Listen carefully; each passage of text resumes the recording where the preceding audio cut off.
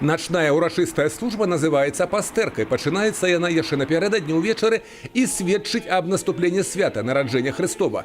Каляды ў хрысціян, хто азначае іх гэты дзень, доўжацца 8 дзён. 7 стагоддзяў таму з'явілася і традыцыя ставіць у храмах і ясці з выявай немаўляці Ісуса Христа і ўпрыгожваць ёлку.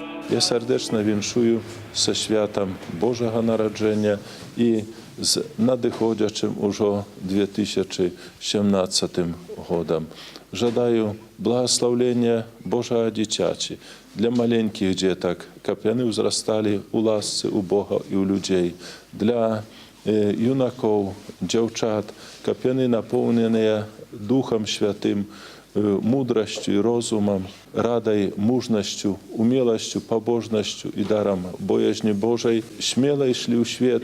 Усе 8 дзён святкавання нараджэння Христова ствараюць актаву каляд. У гэтыя дні прыпадае яшчэ шэраг святаў. Каляды працягваюцца і пасля заканчэння актавы, да самага свята хрышчэння, якое трапляецца на першую нядзелю ўслед за богаяўленнем 6 студзеня.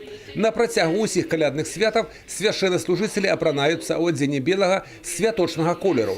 На гэтае свята выпякаюцца спецыяльныя хлябы, сіаплаткі, што сімвалізуе еднасць людзей адной веры, як шматлікіх зярнят пшаніцы, з якой робяць муку. Юрий Петур, Александр Сивицкий, телерадиокомпания «Брест».